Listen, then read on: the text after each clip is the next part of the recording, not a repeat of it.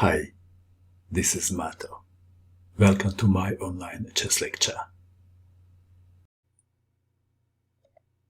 In this video I will show you a game between Rapport and Magnus Carlsen. This is a game from Tata Steel chess tournament played in 2017.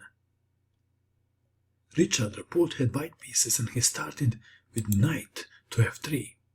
Magnus Carlsen played d5 and now b3, going for Nimzowitsch-Larsen attack.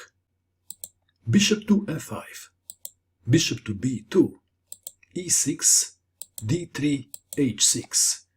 If something like knight to f6, then knight to h4, attacking the bishop. So h6, knight from b to d2, knight to f6, c4, c6, g3, intending bishop to g2, bishop to e7, bishop to g2, and both players castle at kingside. Knight from b to d7, a3, perhaps intending b4, a5, white to move. This is a very interesting moment of the game. Queen to c2 is the most played move, by far the most played move. Rapport played queen to b1. This is not better than queen to c2, but perhaps the idea is to get Carlsen into unknown territory, perhaps. Bishop to h7, b4, a takes on b4, a takes on b4, and now queen to b6, attacking the pawn on b4. Bishop to c3, rook takes rook, queen takes rook, and now bishop takes on b4. Bishop takes bishop, queen takes bishop. Carlsen is a pawn up, but only temporarily. Rook to b1, queen to d6, rook takes pawn on b7, invasion on the 7th rank. e5, white to move. You would expect perhaps c takes on d5. C takes on d5 looks like a very natural move. Rapport played d4.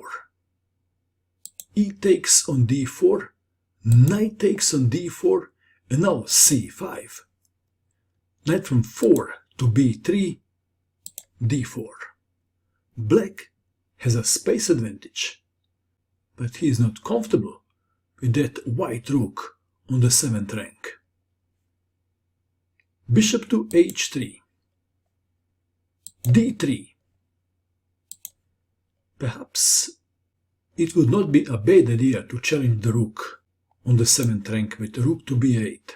And after rook takes rook, queen takes rook. Back to our game.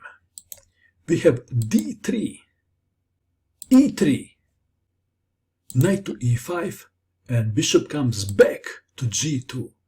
Rook to c8, f4, knight from e to g4, and Rapport played e4. White is now standing better. White is threatening e5. And in some variations, queen to a7, attacking the pawn on f7. If now, bishop to g6, queen to a7, and then white may even play f5 or e5.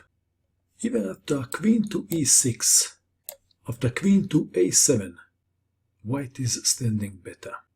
Carlsen played rook to e8, intending to sacrifice a piece for 2 pawns after e5.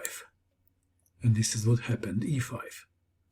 Knight takes pawn on e5, f takes on e5, rook takes on e5, and now rook to b6.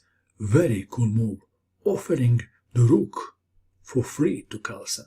Not really, not really. Queen to e7. If queen takes on b6, queen takes on e5. Just exchanging rooks, but white is standing better. So we have queen to e7, but now rook to b8, check. Knight to e8, bishop to c6, threatening, rook takes knight. Rook to e1, check, forking the king and the queen on a1.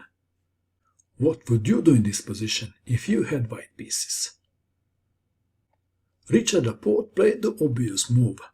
Queen takes rook. Queen takes queen check. Knight to f1.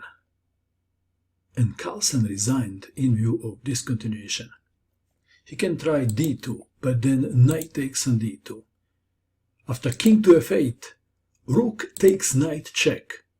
Queen takes rook. Bishop takes queen.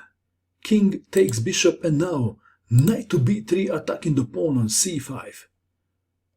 Bishop to d3 attacking the pawn on c4. And from f to d2 defending. After king to e7, knight takes on c5. And white is easily winning, and we can stop here. And let's go back to the start. This is the position. What do you think of this opening called Nimzowitsch-Larsen attack?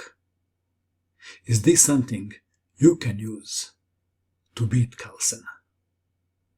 Just kidding. What do you think of this game? And that is all. I hope that you enjoyed watching this video. I wish you good luck with your chess, and bye for now.